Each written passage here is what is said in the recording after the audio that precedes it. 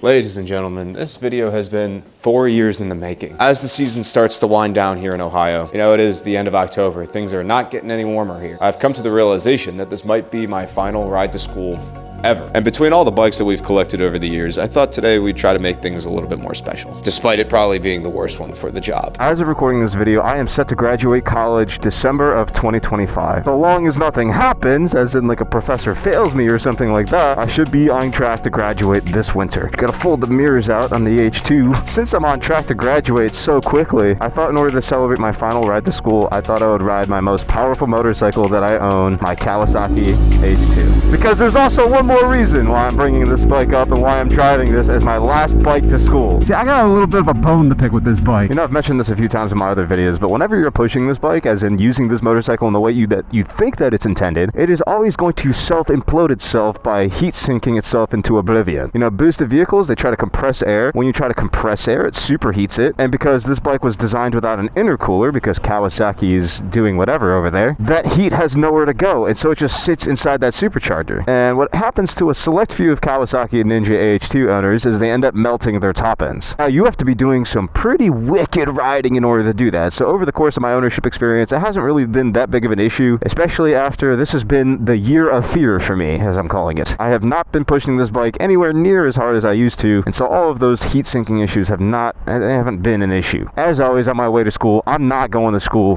uncaffeinated, so I will be. Please don't run me over, okay? It's not only, oh my god, dude, doubling up on this too. You see, riding is just as dangerous as walking on the street, I swear. $3. Oh my goodness. It's a crisp 55-degree day Fahrenheit for you European frogs, meaning this is perfect optimal temperature for the H2. Let's just say in this theoretical world where I did want to push this bike to its absolute limit, it would probably be doing pretty well in this type of temperature. Unfortunately, I am not, and I'm quite cold right now. Making this video after 2 days ago, I just got 2 tickets in one day, rocking a perfectly legal plate, so I don't have to worry about that.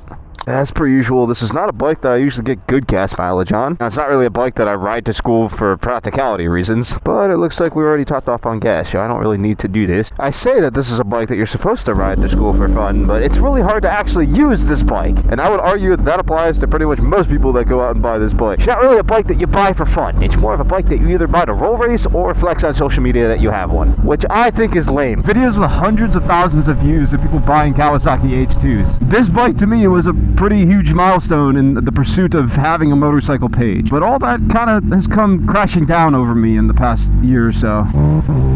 Oh my god. The bike is phenomenal at what it does, which is going really fast. It's by far the fastest bike I've ever owned, and I've owned this bike longer than any other motorcycle that I've had on the page, period. But those of you who have been watching my YouTube, I first of all appreciate you. You guys are really chill for sticking around on this one, but you guys know that I've been conflicted these past few months. You know, I've been having a little bit of doubt upon what I'm doing, a little bit of self-reflection. This person's going really slow. This is kind of messing up my flow a little bit. I'm trying to move away from looking like a social media bike flexer. And that starts, I think, with riding motorcycles that I more necessarily belong on. As the season has kind of started to wind down a little bit, I really thought that I would kind of go back to my old ways. You know, when I'm riding by myself a little bit, I feel like I can get away with a little bit more, enjoy riding a little bit more reckless on my own.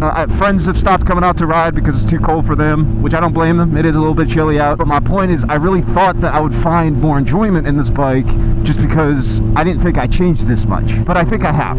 I honest to God think I have. This past year has been probably the hardest year I've had in my life. And I don't mean that in like a my lobster's too buttery, my steak's too juicy type of way. Like, God forbid I get to go ride my motorcycles, post it on the internet, and basically make a full-time living while balancing that with school. That has been an incredible experience. That's not really what I'm referring to. I just mean my personal connection and relationship of how I treat riding. I look at videos of how I was riding a year ago, and I can't even recognize the person that I used to be. And it's because of this year of fear that I've had. 2025 being the year of fear. This past year feels like it's been a constant just beating of just bad experiences and things that are hard to process. And it's beaten me down so much to a pulp that I feel like I'm almost afraid to come out of the shell a little bit and ride the bikes. Mileage not being an issue, I mean riding the bikes in a spirited way. I've come face to face with so many different consequences personally and those that have happened to around me. I had a crash last year that left me on the side of the road in a puddle. Road rash across every single limb on my body. 2 concussions this past year.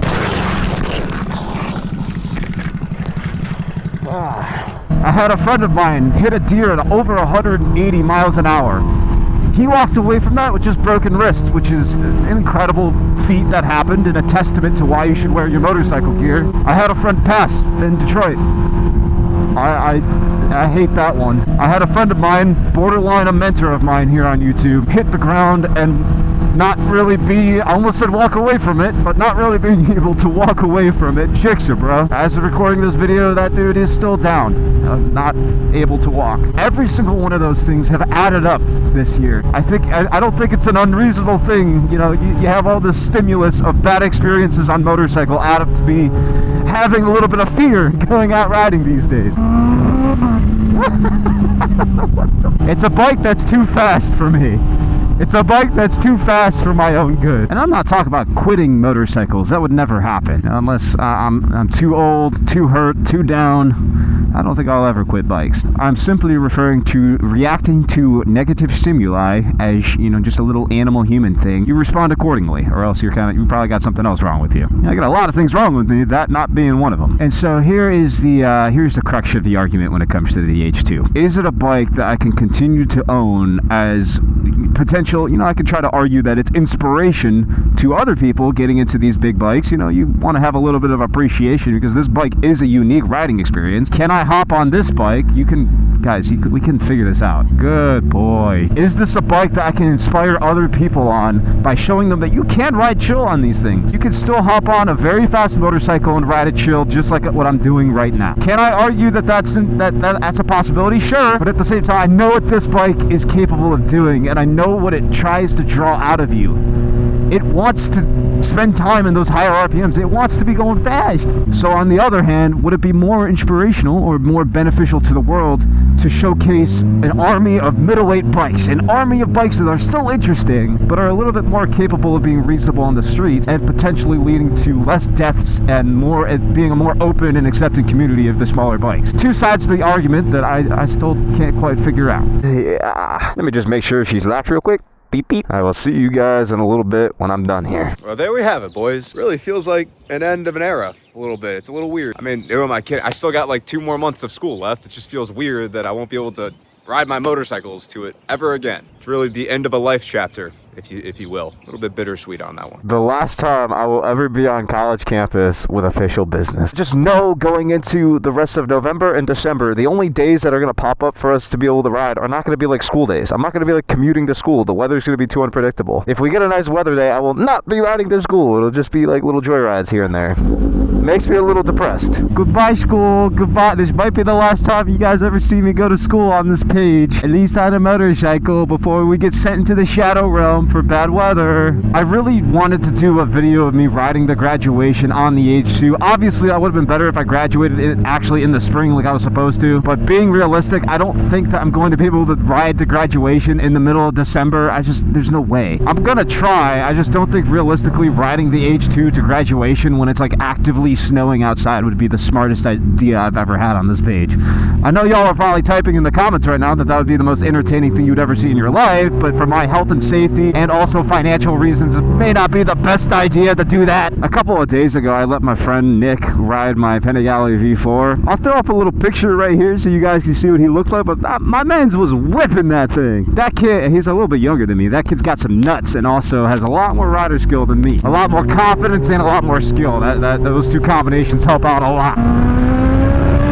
Woo! That's kind of just been my biggest issue going into this year, was just lacking the confidence. Hitting the ground on the V4 really set me back a couple of years of my rider skill, really kind of reset things in my brain. I just remember when I bought this H2, I was whipping this thing. I was having a blast. I wasn't wheeling it per se, but I was blasting it. I was having a good time. But knowing someone and like losing someone that you know to motorcycles, like just flat out, they don't exist anymore, to put it kind of bluntly, combined with hitting the ground myself, you know, potentially having a life or death situation myself, I think it kind of beat me down enough to the point that I'm not really trying to push the limits anymore. And so the consequences of that is this bike feels wasted on me. Yes, it's a cool social media bike, and yes, I might have the potential to inspire people to have these bikes and ride them like normal instead of riding them like a psychopath. But at the end of the day, this is the fastest of the fast. And seeing Nick whip my Panigale V4, knowing that that bike has a little bit more of the potential, like wheelie, okay, like we gotta establish wheelies I don't think are the most dangerous thing in the world. If done correctly and learned properly on smaller bikes, Nick learned on dirt bikes, something I never got the opportunity to do. You know, if learned in a safe and controlled environment, you can apply those skills to faster bikes and do them safely. Speeding, there's always the potential for a car to pull out on you or for like things to happen. That's how you get the violent, you know, looping a motorcycle, you just end up on your butt sliding. When speeding on a motorcycle, you can end up hitting a wall or a car coming out at you and then you're dead. Let's establish that. Yes, wheelies are still somewhat risky, but not as risky as speeding, like exponentially less so than speeding. Seeing Nick whip the V4 like that, yes, she's riding my bike like an absolute maniac, but it gave me a semblance of hope, oddly enough. Seeing my man's whip that V4, a 205 horsepower monster that goes 200 miles an hour, seeing him just whip it at 60 miles an hour up on a wheelie gave me hope. Can that kid ever do something like that on this bike? Absolutely not. He thinks he can. He cannot. Just wheelied the V4. That shit came up like butter. Easily just coasting it, you know, standing up on it all. Pretty sure I'm ready for the H2. Pretty sure.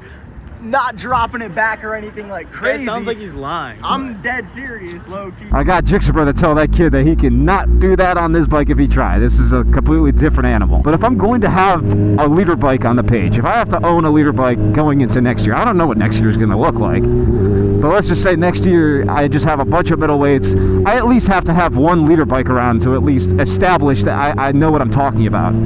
That when I tell somebody that leader bikes are too much, I can at least still own one to be like, yeah, I own one, and here's why it's, you know, you don't need it. You're better off with the smaller bikes. If it's between the H2 and the V4, I'm starting to think that the V4 might be the smarter option. If there's a bike I'm ever going to be able to control, at least more so than the other, I'm leaning more towards, I think it's going to end up being the V4. It would really suck to give this thing up, because I really did build it to be like my dream spec. Van Diemen exhaust, a tune, and that's about it. I don't like building bikes to be like outrageous, like full extended swing arm. It would be tragic if I sold this and it turned it into a bike like that. I mean, to each his own. I don't particularly find those bikes too pretty, and it would just be sad to see that that's what the fate of this bike turned out to be. It would take a lot of internal strength to be able to sell this bike, let me tell you. It's kind of like telling a beginner that really wants to start on a 600 that he needs to chill out and just start on a 300. It's kind of like that going on internally for me. It's like I want to sit here and pretend and like, oh, you know, it's because the throttle isn't smooth, or it's like something else. It's like, no, bro, it's because I don't have the skill set to handle it. As much as my ego does not want to admit that, that's what it is. And there's just no amount of riding this bike in particular that will ever teach me that. Pulling up to Chipotle to grab some lunch, and there's like no cars here, bro. That's never a good sign. Bro, rolling up to a food place and seeing nobody here, it's just like, you know that they're probably closed or out of something. Please, bro, I'm starving. I need Chipotle. Oop, got trolled there for a second. I think they're open. Yes. Shut, bro. Fella might be coming to say hi. How you doing this afternoon? What's going on, brother? You see, I'm a fall rich.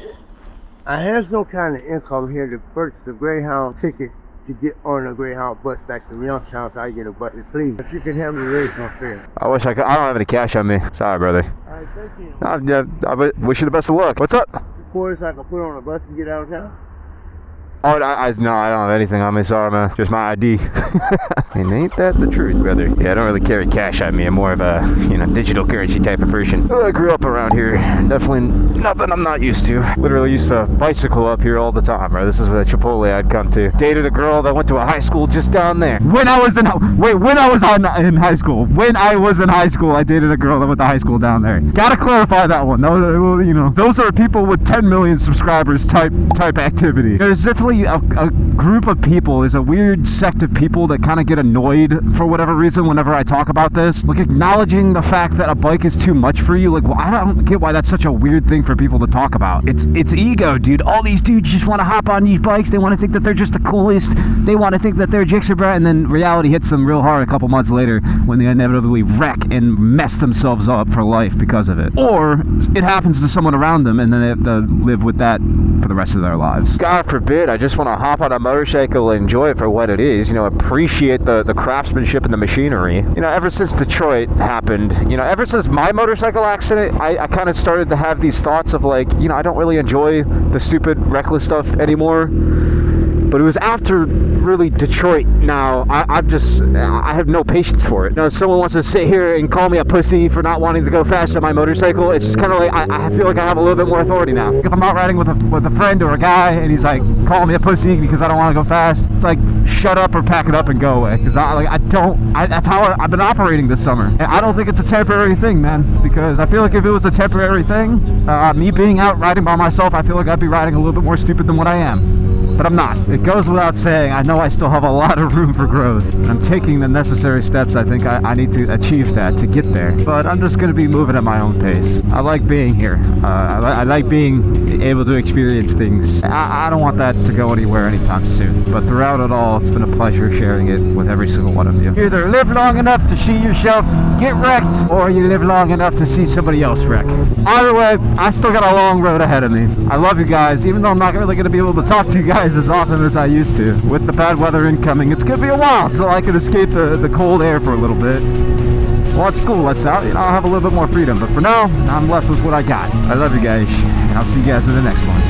Bye-bye.